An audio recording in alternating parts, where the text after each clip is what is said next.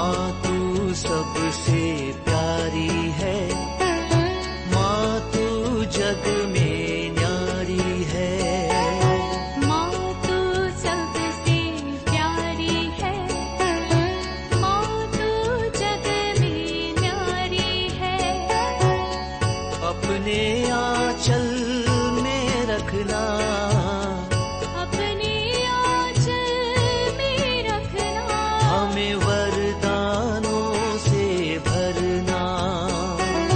माँ तू सबसे प्यारी है, माँ तू जग में न्यारी है। माँ तू सबसे प्यारी है, माँ तू जग में न्यारी है। पिता, पुत्र और पवित्र आत्मा के नाम पर आमीन। आप सबों को जय यीशु।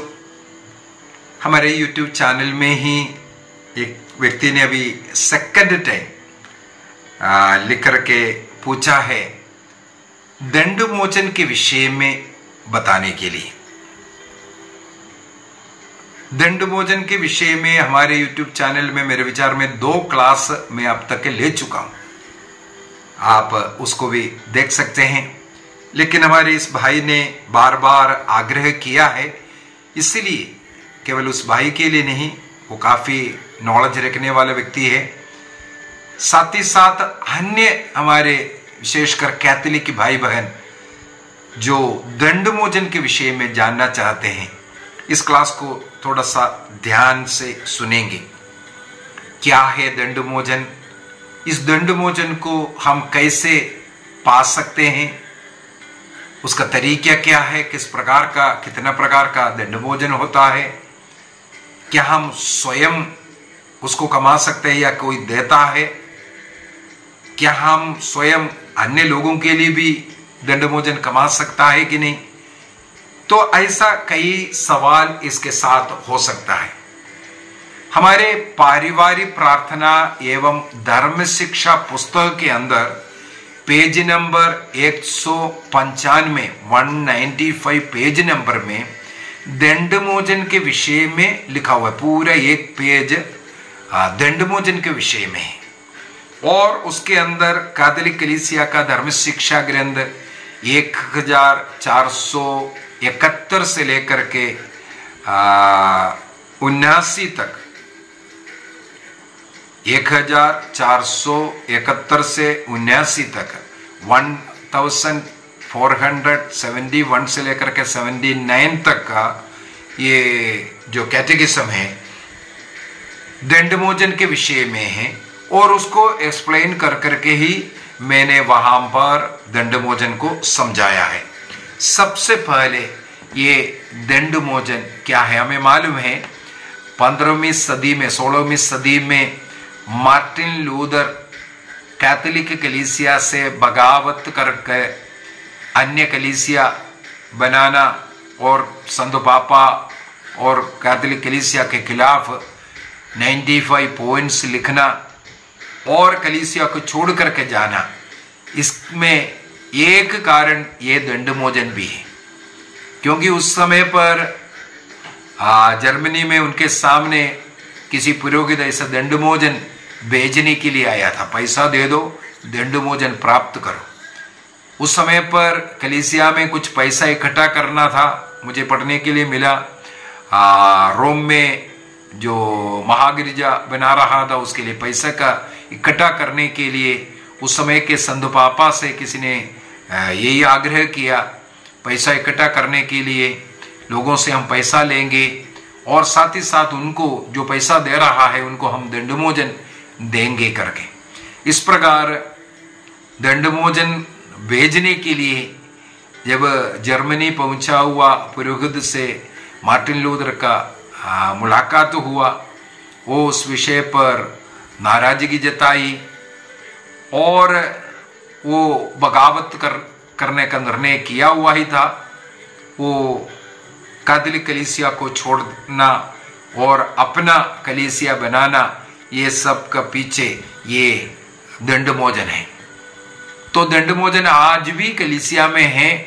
मार्टिन लूथर तो गया उनके सहयोगी भी गया, लेकिन दंडमोचन जो है कैथोलिक कलीसिया में आज भी है। इसका क्या कारण है ये भी बोल देता हूं। और साथ ही साथ 1551 के 1551 के ट्रेंड काउंसिल में ये निर्णय किया, पैसा देकर के ये जो दंडमोचन है बेचना नहीं है, बेचना मना किया। ट्रेंड महासभा ने उसको ऊपर बैन लगाया। इसका मतलब वो पैसा देकर के हो रहा था, हुआ है, तो उसको बंद करवाया। और इसके बाद अब पैसा देने की जरूरत नहीं, फ्री में ही दंडमोचन मिलते हैं। अब सबसे पहले समझने की जरूरत है ये दंडमोचन जो बोल रहा है वो क्या है। कई लोग उसको समझते नहीं है, लेकिन उसके ऊपर टिप्पणी बहुत लगाता है। ये दंडमोचन किससे कहते हैं ये सीखा नहीं है, लेकिन उसके ऊपर बहुत टिप्पणी मारते हैं।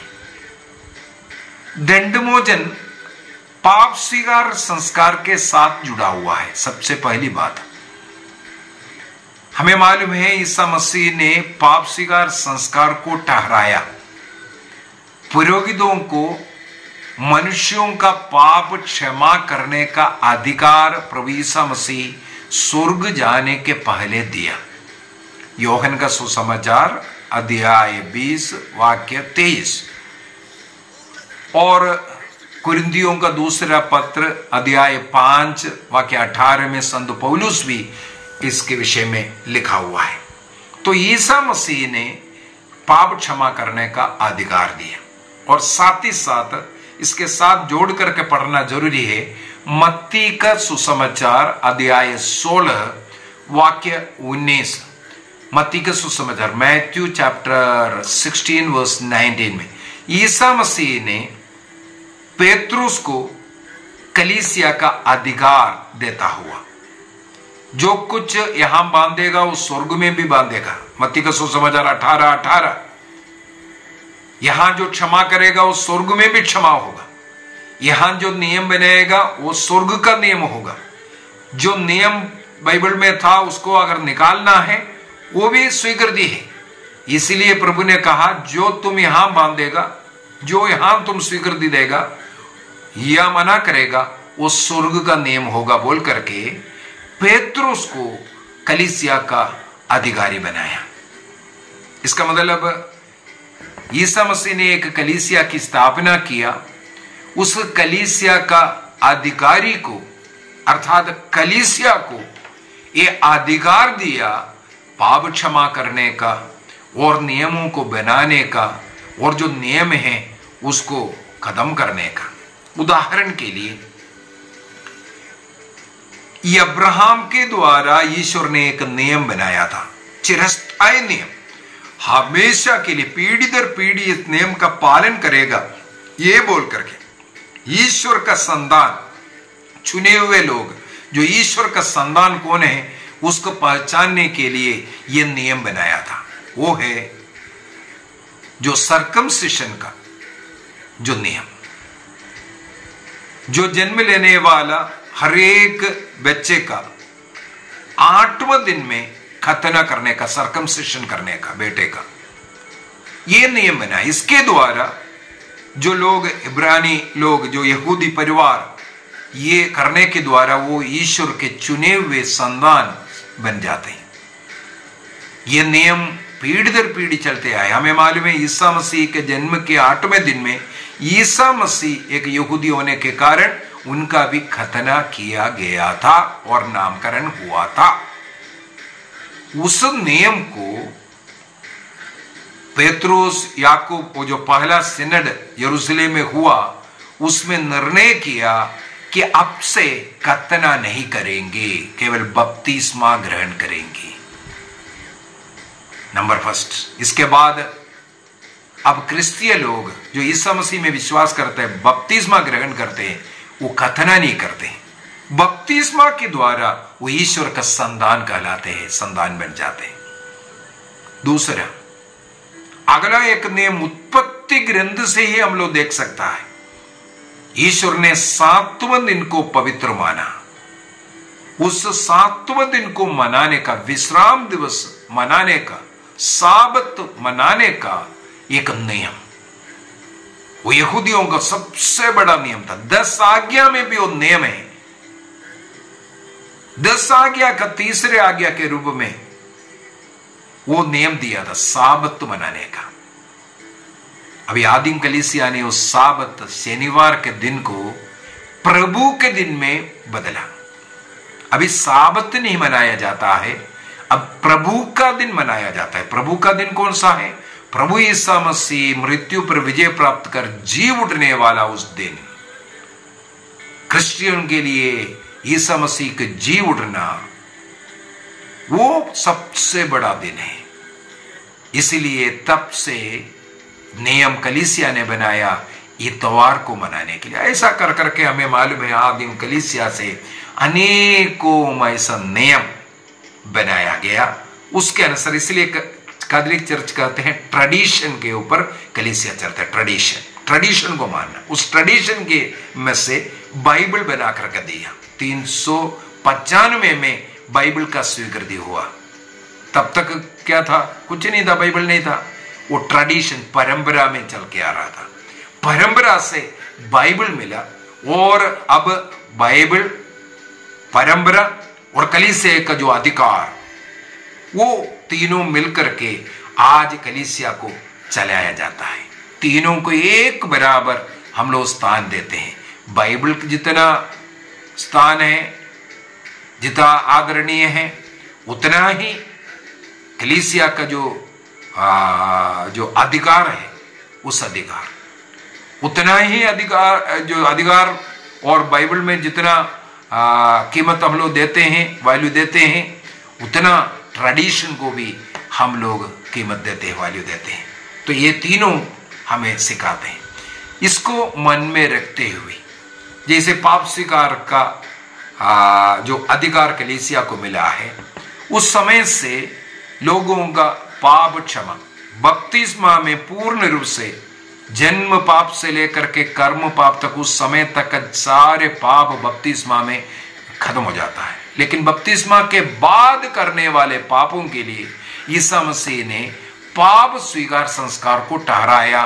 पुरोहितों को यह अधिकार दिया, शिष्यों को यह अधिकार दिया, जिनका पाप क्षमा करेगा वही पाप क्षमा होगा, जिनका शिष्य लोग क्षमा नहीं करेगा वो उनका पाप स्वर्ग में भी बंधा रहेगा करके।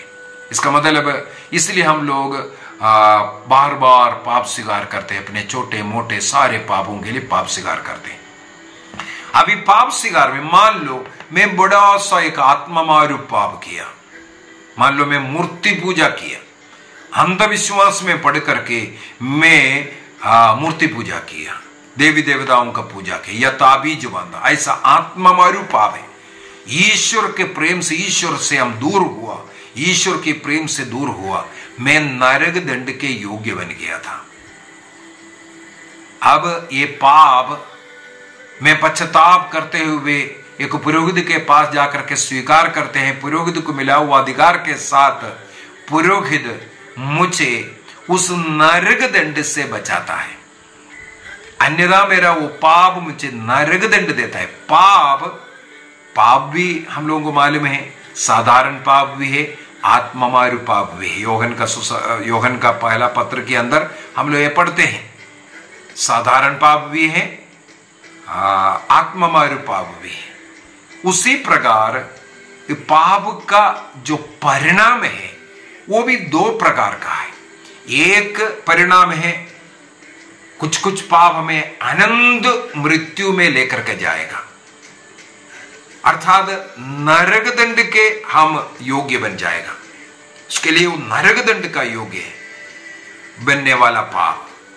जितने भी आत्मामारू पाप है, ईश्वर निंदा का पाप हो गया, पहला जो नियम के अनुसार जो जीने रहे, या अपने शरीर ईश्वर का मंदिर इसको अपवित्र करने वाला पाप हो, हत्या जैसे पाप, 10 आज्ञा में 10 आज्ञा में आत्ममारू पाप भी है।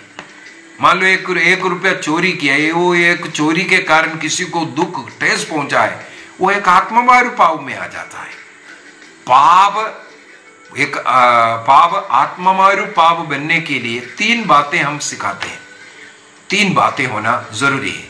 एक, उसको मालूम था वो पाप है, आत्ममारू पाप है करके, और उसका सहमति होना चाहिए, और वो किसी न किसी को नुकसान पहुंचाना, एक तीव्र एक रूप का, स्वभाव का पाप होना चाहिए, अर्थात किसी को उसके कारण ठेस पहुंचा है।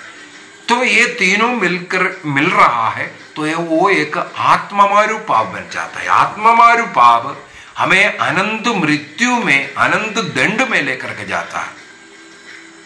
और कुछ ऐसा पाप है अज्ञानता में हुआ हो, वो भी पाप ही है। यह मेरा सहमति नहीं था, जबरदस्ती किसी ने मेरे साथ किया, ऐसा जो पाप है वो, लेकिन वो पाप है। या वो किसी को नुकसान नहीं पहुंचा, मैंने एक झूठ बोला, वो झूठ के कारण किसी को कोई नुकसान नहीं पहुंचा, मेरे झूठ के कारण किसी को नुकसान पहुंचा, कोई जेल में गया झूठी गवाही दे करके, मैं आत्ममारू पाप किया। लेकिन मेरा वो झूठ, हो सकता है हंसी मजाक में झूठ बोला है, लेकिन वो पाप है, किसी को नुकसान नहीं पहुंचा, इसलिए वो तीव्र स्वभाव का नहीं बना। जान करके किया है, पावे कर करके भी मालूम था, लेकिन वो तीव्र स्वभाव का ना होने के कारण वो हमें अनंत मृत्यु में या नरकदंड के योग्य नहीं बनाता है, आत्ममारू पाप नहीं बनता। इसको साधारण पाप बोलते हैं, लेकिन कुछ कालिक दंड उसमें रह जाता है।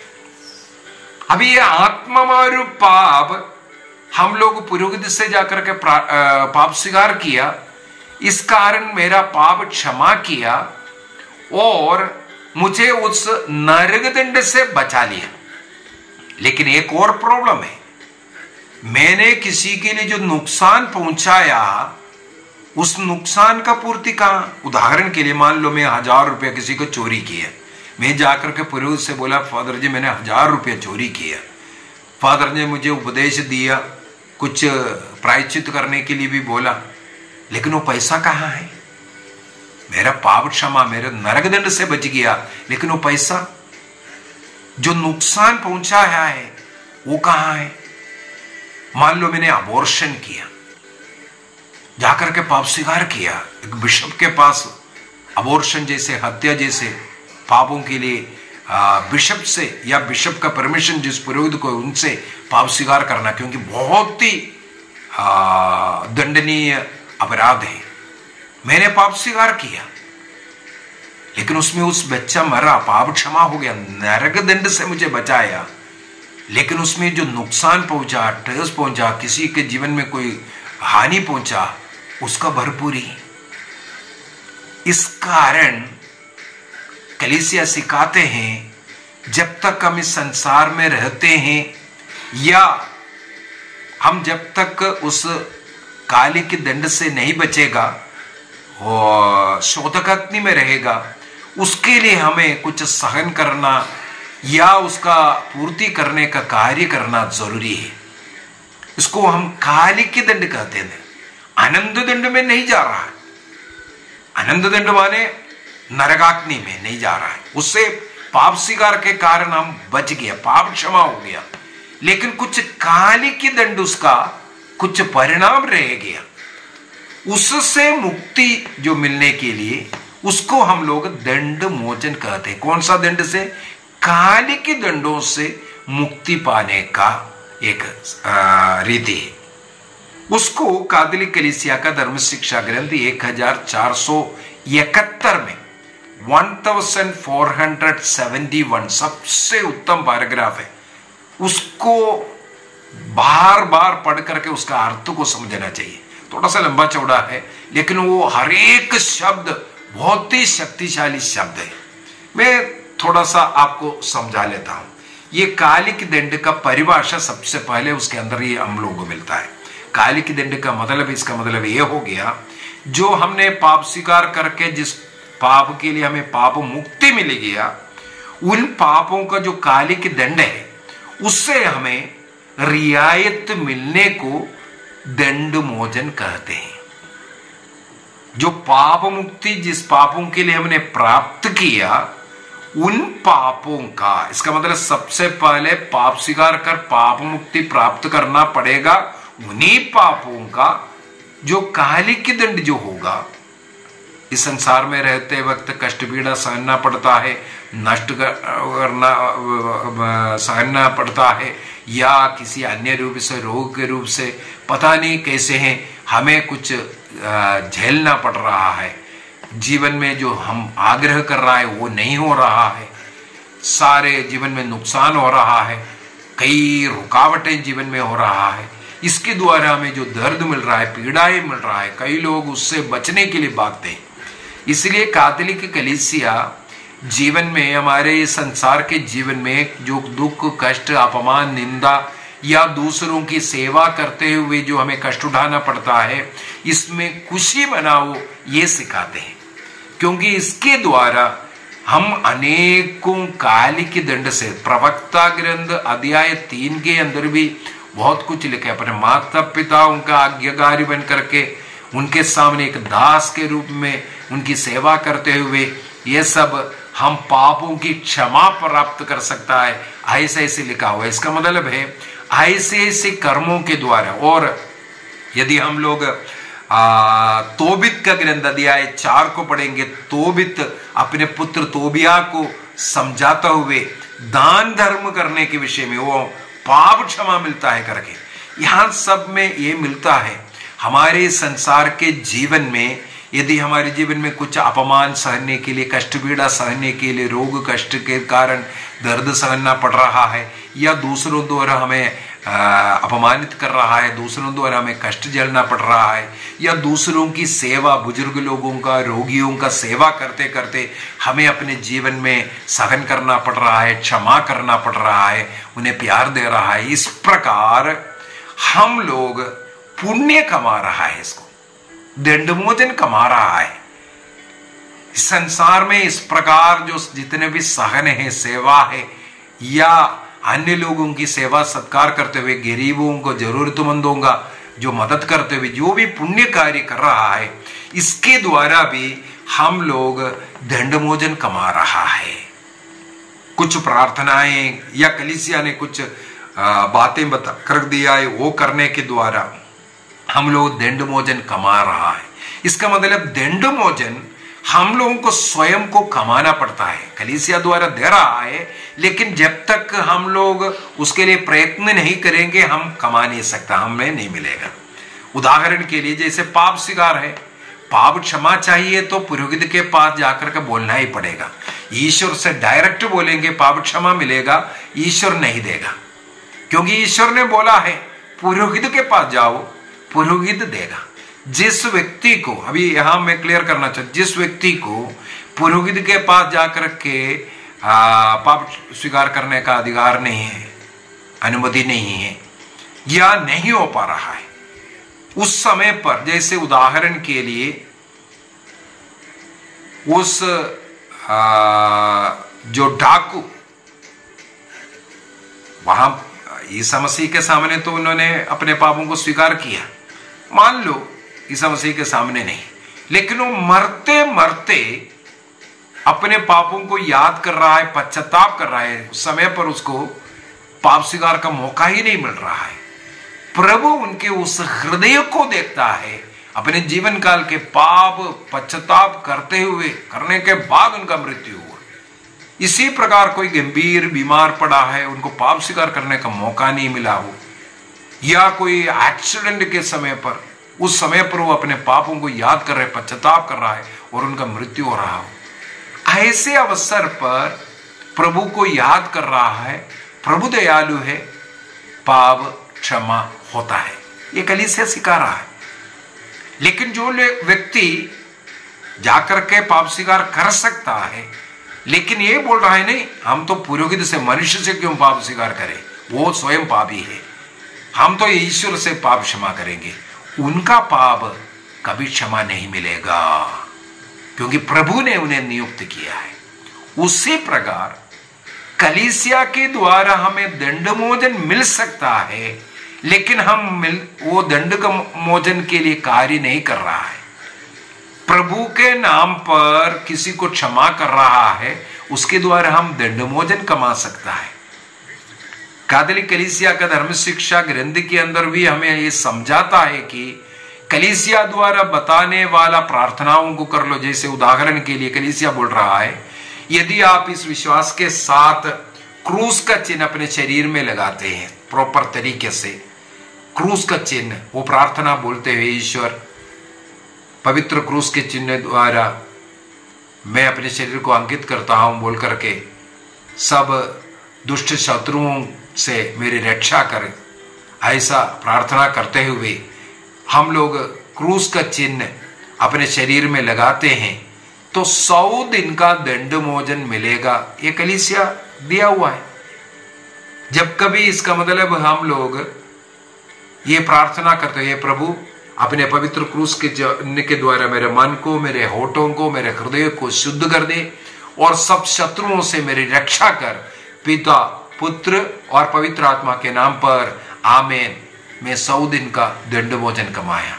इतना करने में 100 दिन का दंड मोचन। अभी चर्च के बाहर होली वाटर रखा हुआ है, उस होली वाटर को हाथ लगा करके यदि क्रूस का चिन्ह लगाएंगे, वहां पर बपतिस्मा का एक प्रतीक भी है।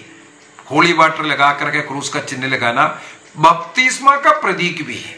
इसका मतलब उसको बपतिस्मा को भी रिन्यूअल कर रहा है। इसलिए होली वाटर के साथ एक क्रूस का चिन्ह ऐसा लगाएगा। 300 दिन का दंड मोचन कलीसिया ने घोषित किया है। इस प्रकार दंड मोचन का बहुत लंबा चौड़ा लिस्ट है।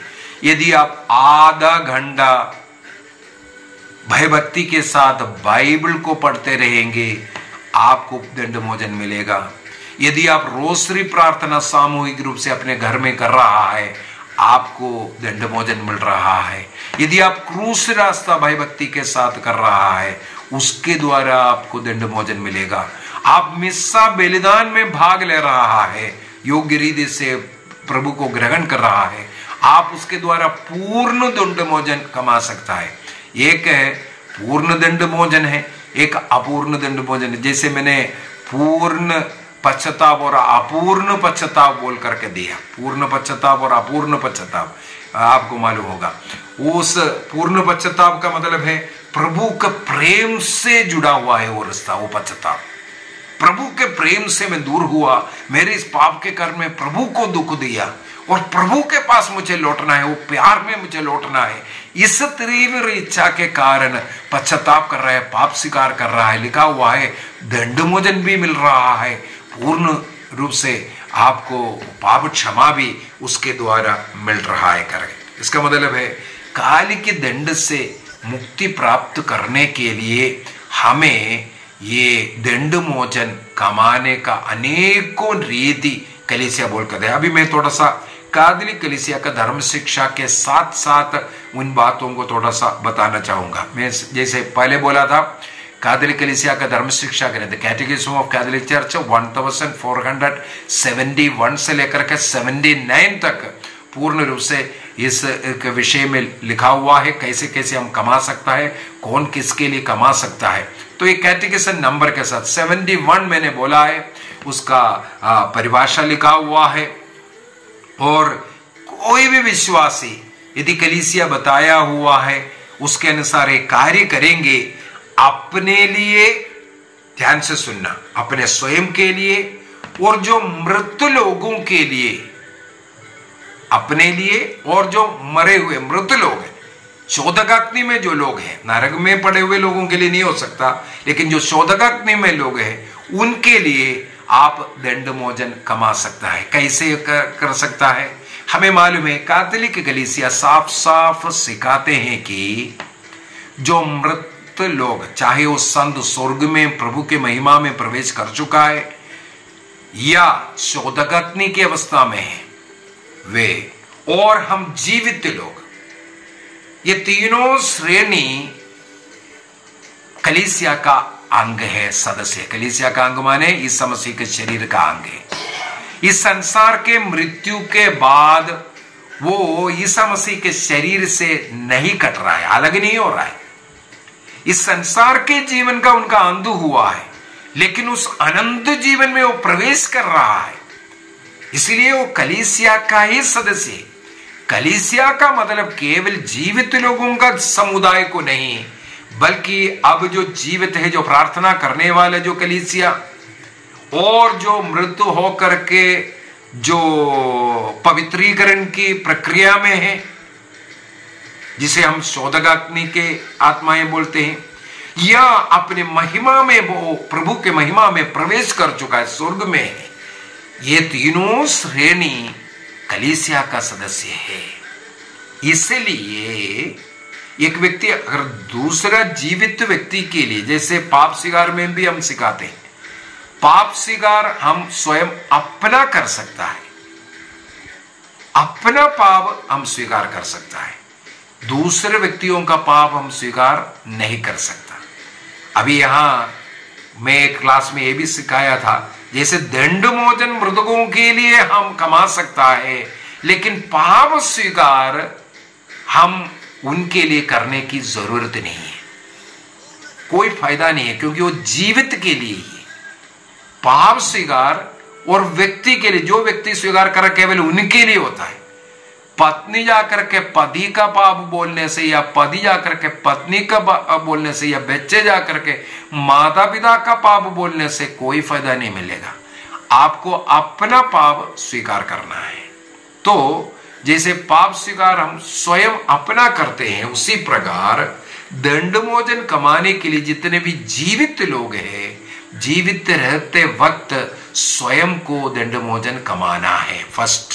इसलिए 1471 कैटेकिज्म 1471 में यह बता करके दे रहा है, स्वयं के लिए या जो मृत लोग हैं उनके लिए हम लोग दंडमोचन कमा सकते हैं। दंडमोचन क्या है मैंने बोल दिया। अभी 1472 के अंदर ये जो दो प्रकार का दंड के विषय में, एक मैंने बोला था कालिक दंड, इस संसार में रहते वक्त या शोधकाग्नि की उस अवस्था में शुद्धिकरण के लिए इसको इस्तेमाल किया जाता है। शुद्धिकरण का एक प्रक्रिया हम बोल सकता है, या जो नुकसान पहुंचाया दूसरों के या कलीसिया के लिए जो ठेस पहुंचाया, उस कारण हमें इस संसार में रहते वक्त कुछ कष्ट झेलना पड़ रहा है, उसको कालिक दंड कहते हैं। उससे जो रियायत मिलना, उसको हम लोग दंडमोचन कर रहा है। तो कालिक दंड और आनंद दंड वो है आत्ममारु पाप के कारण, वो पाप स्वीकार के द्वारा हम उस आनंद दंड से मुक्ति प्राप्त कर रहा है, लेकिन कालिक दंड रह जाता है, नरक नहीं जाएगा, लेकिन इस संसार में रहते वक्त या शोधकाग्नि में हमें सहन करना पड़ रहा है।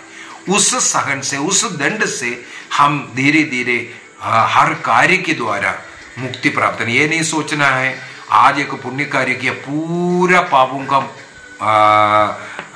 क्या बोलता है दंडमोचन मिल गया है करके, नहीं, ये गलत है। हम लोगों को जो पूर्ण दंडमोचन जो होता है, पूर्ण दंडमोचन जो होता है, वो एक पाप के लिए, पूर्ण दंडमोचन का मतलब एक पाप के लिए मान लो 1000 दिन का दंड भुगतना था, कालिक दंड भुगतना था, उस 1000 दिन का उस पाप के लिए जो कष्ट झेलना था, उससे हमें रियायत मिल जाता है, उसको पूर्ण दंडमोचन बोलता है। एक पाप के लिए जितना जो दंड था, कालिक दंड था, उससे मुक्ति को हम पूर्ण दंडमोचन कहते हैं। इसका मतलब एक मिस्सा बलिदान में आप भाग लेते हैं, केवल भाग लेने से काफी नहीं होता है, योग्य रीति से प्रभु का शरीर रक्त को ग्रहण करना, अर्थात पाप स्वीकार कर शरीर रक्त को ग्रहण करना जरूरी है। इसके बाद संत पापा और कलीसिया के जो जरूरत है, उस दिन का जो भी जो पॉइंट है, प्रार्थना जिसके लिए समर्पित है, उसके लिए एक ही हे पिता हमारे एक प्रणाम मरिया और एक पवित्र तृत्व की स्तुति बिंदी, ये तीनों करना जरूरी है। इसलिए पवित्र मिस्सा बलिदान के अंत में हम लोग एक ये पिता हमारे, प्रणाम मरिया और पवित्र तृत्व की बिंदी बोल रहा है। उससे पहले थोड़ा लोगों को सुनाओ संत पापा के और कलीसिया के मतलब के लिए ये प्रार्थना है बोल करके, ताकि उसके लिए समर्पित करते हुए हम लोग मिस्सा में योग्य रीति से भाग लिया, प्रभु का शरीर रक्तों को ग्रहण किया, हमें एक पूर्ण दंडमोचन प्राप्त कर सकता है उसके द्वारा। और सेवकाई का कार्य, कई चीजें हैं। इवन कुछ दिन को कलीसिया ने नोट कर रखा हुआ है, फलाना दिन। आप जैसे संत पापा के द्वारा, जैसे ईस्टर के दिन आपको मालूम होगा, सार्वत्रिक कलीसिया को एक आशीष देता है।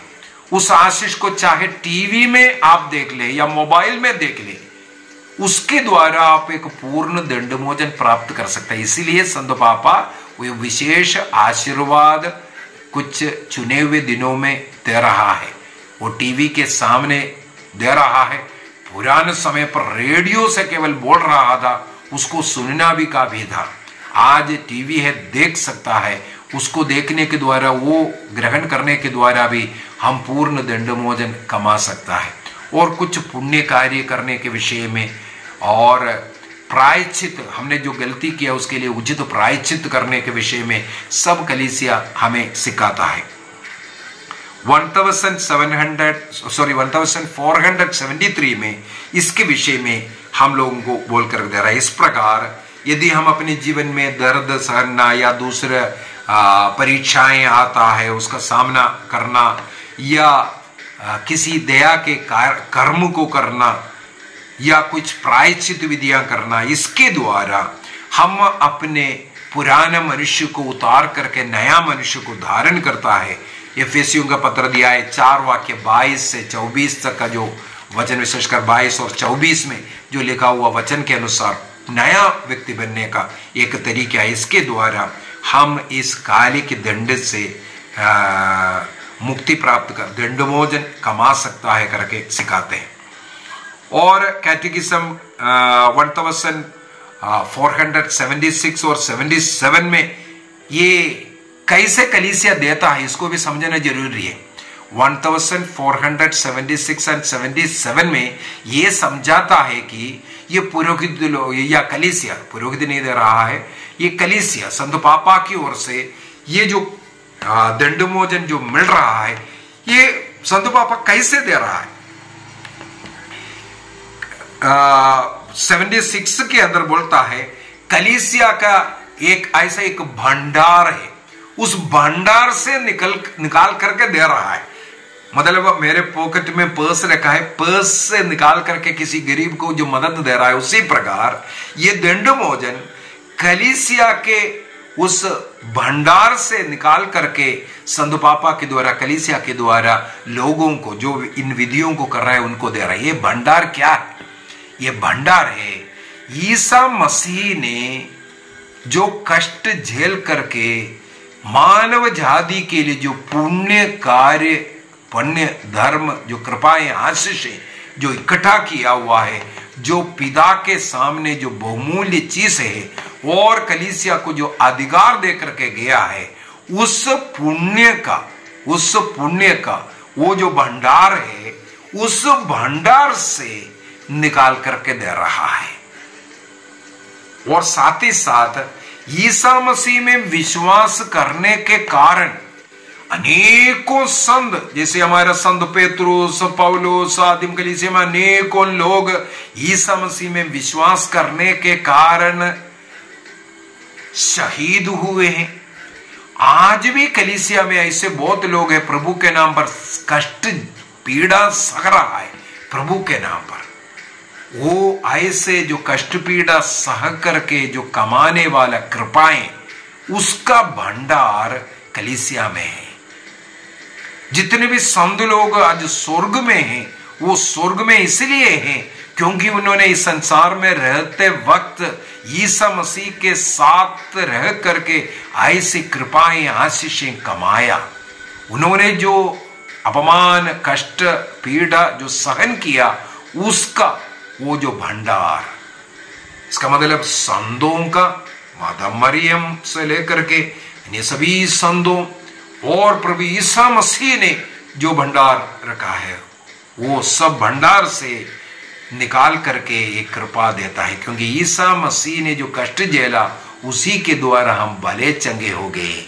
हमें चंगाई, कृपा, आशीष मिलने के लिए प्रभु ने जो कमा कर रखा, जो अन्य लोगों ने जो कमा, अभी डाउट होगा प्रभु ने कमाया, अन्य लोग क्यों? जैसे मैंने बोला है, मृत लोग या जीवित लोग सब कलीसिया के एक अंग है। कलीसिया में हम इस संसार में रह करके एक दूसरे के लिए प्रार्थना करते हैं, दूसरों के लिए मदद करते हैं, आध्यात्मिक उन्नति का सेवा करते हैं। उसी प्रकार मृतक लोग भी अपने जो जीवन काल में जो पुण्य कमाया, वो कलीसिया के लिए दिया हुआ है। इसलिए वो डाउट भी दूर करना चाहिए। तो इस प्रकार का उस भंडार से निकाल करके कलीसिया जो दे रहा है, इसको हम दंडमोचन कहते हैं। अपने अधिकार में जो प्रभु के सामने जो पाप मुक्ति प्राप्त किया हुआ, उन पापों का कालिक दंड से जो मुक्ति देना, उसको रियायत देना, वो शब्द इस्तेमाल किया है। रियायत जो दे रहा है, उस शब्द को इस्तेमाल किया है। वो मिलने को हम लोग दंडमोचन कहते हैं। तो चाहे हम पुण्य प्रवृत्ति करते हुए, या कुछ जीवन में सहन करते हुए, या दंडमोचन के लायक प्रार्थनाएं करते हुए, हम इसको कमा सकता है, ये लिखा हुआ है। अभी 78 में कलीसिया के द्वारा ही एक व्यक्ति इसे प्राप्त कर सकता है। इसका मतलब कलीसिया दे रहा है। जिस जिन बातों पर दंडमोचन है करके कलीसिया ने अनाउंस किया, उन्हीं बातों में, जैसे मैंने बोला, मिस्सा बलिदान में जाइए, सेवा कार्य कीजिए, एक क्रूस का चिन्ह लगा रहा है, उसके लिए क्रूस रास्ता कीजिए रोज। इसके द्वारा आप पुण्य, ये दंडमोचन कमा सकता है। जो कलीसिया जो बताया है, उसी के द्वारा, कलीसिया के द्वारा ही एक व्यक्ति इसको कमा सकता है। 1478 में ये बताकर है, और 1479 में, 71 से 79 तक है, मैंने बोला 79 में लिखा है, अब जो जितने भी लोग जीवित लोग हैं, वो अपने लिए, साथ ही साथ जितने आत्माएं शोधकाग्नि में हैं, उनके लिए वे लोग ये दंडमोचन कमा सकता है। तो दो प्रकार का पूर्ण दंडमोचन है और आंशिक दंडमोचन भी है। इतने दिन के लिए कई प्रार्थना करेगा, आपको 30 दिन का दंडमोचन देगा, या 1 महीने का दंडमोचन देगा, या 1 वर्ष का दंडमोचन देगा, ये लिखा हुआ भी मिलेगा। उसको बोलते हैं आंशिक दंडमोचन। पूर्ण दंडमोचन का मतलब हो गया, एक पाप के लिए जितना भी दिन का हो, चाहे कितना भी साल का भी कष्ट झेलना था, उससे जो मुक्ति देना। इसका मतलब इस संसार में रहते वक्त हमें प्रयत्न करते रहना है कि हम रोज प्रार्थना भक्ति के द्वारा एक अच्छा पवित्र जीवन जीते हुए, दूसरों की सेवा करते हुए, गरीबों को मदद करते हुए, या जो प्रार्थनाएं बोला है, या जो जगह विजिट करने के, कहीं ग्रोटो, कहीं तीर्थ स्थान, वहां विजिट करने में भी हमें पूर्ण दंडमोचन मिलता है। विश्वास वर्ष में हमें मालूम है विश्वास द्वार बनाया था पूर्ण दंडमोचन मिलने के लिए। इस प्रकार जो कुछ कलीसिया द्वारा घोषित करते, उसी के अनुसार हमें चलना पड़ेगा। उदाहरण के लिए विश्वास वर्ष का मुझे याद आया। विश्वास वर्ष में ऑर्डर था, गिरिजा के एक दरवाजा को विश्वास वर्ष का ये द्वार, दंडमोचन के द्वार बना दो। गिरिजाघर में हो सकता है 4-5 दरवाजा है, उनमें से एक दरवाजे, एक द्वार को, विशेषकर मुख्य द्वार को अधिकतर जगहों पर उसको बनाया था। वहां पर कुछ चिन्ह वगैरह भी लगाया था, उस द्वार से प्रवेश करना है, ये लिखा हुआ है। दंडमोचन, पूर्ण दंडमोचन प्राप्त करने के लिए क्या करना पड़ता है? आप उस गिरिजा तो विजिट किया, लेकिन आप कौन सा द्वार से, नियम दिया हुआ है उस मुख्य द्वार से, वो द्वार जो द्वार घोषित कर करके उसको बनाकर रखा है, यही द्वार, उसी द्वार से आपको प्रवेश करना पड़ेगा। मैंने एक पल्ली में उस बड़े जुलूस में आया और वहां अनाउंस भी किया था, फलाना द्वार के द्वारा सब लोगों को चर्च के अंदर प्रवेश करना है। लेकिन मैंने देखा आधा से ज्यादा लोग अन्य द्वारों में भाग गया जगह पकड़ने के लिए। आधा से ज्यादा लोग, कुछ लोग उसी द्वार से प्रवेश किया। नियम क्या था? उसी द्वार से प्रवेश करना। इसके बाद मिस्सा बलिदान था, परम प्रसाद को भी ग्रहण किया। पूर्ण दंडमोचन प्राप्त करने के लिए जो द्वार दिया था उसी द्वार से प्रवेश करना। तो नियम कलीसिया जो बोला है उसके अनुसार आपको करना पड़ेगा, उस प्रकार का जीवन जीना पड़ेगा, उसके द्वारा आप दंडमोचन कमा सकता है। एक और बात बोल करके दूं, इस संसार में रहते वक्त यदि आप प्रतिदिन इस प्रकार दंडमोचन कमाते रहेगा, आपको शोधक अग्नि में रहने की जरूरत नहीं है। मृत्यु के बाद आपको डायरेक्ट स्वर्ग लेकर के जाएगा। दूसरी भाषा में आज शोधकाग्नि में वो लोग हैं इस संसार में रहते वक्त जो लोग दंडमोचन नहीं कमाया। आइए हम अपनी आंखें बंद करें। मेरा विश्वास है आप लोगों ने दंडमोचन क्या है, उसको किस प्रकार कमाना है, आंशिक दंडमोचन और पूर्ण दंडमोचन, इसके विषय में समझ गया। कैसे कैसे हम कमा सकता है, क्या क्या करने से है, वो कलीसिया समय समय पर घोषित करता है, उसके अनुसार हमें जीवन जीना पड़ेगा। एक मिस्सा बलिदान में यदि आप पूर्ण रूप से भाग लेंगे, योग्य रीति से परम प्रसाद को ग्रहण करेंगे, संतो पापा कातोलिक कलीसिया के निवेदनों के लिए प्रार्थना करेंगे और पुण्य कर्म करते रहेगा, पूर्ण दंडमोचन रोज कमा सकता है। रोसरी प्रार्थना आप कलीसिया चर्च में ग्रुप में करता है, पूर्ण दंडमोचन देता है। आधा घंटा कम से कम आप आराधना में बैठेंगे, आपका पूर्ण दंडमोचन कमा सकता है। आधा घंटा बाइबल रोज पढ़ते रहना, आप दंडमोचन कमा सकता है। ये पिता हमारे प्रार्थना कर रहा है, प्रणामरिया प्रार्थना कर रहा है, इसके द्वारा दंडमोचन है।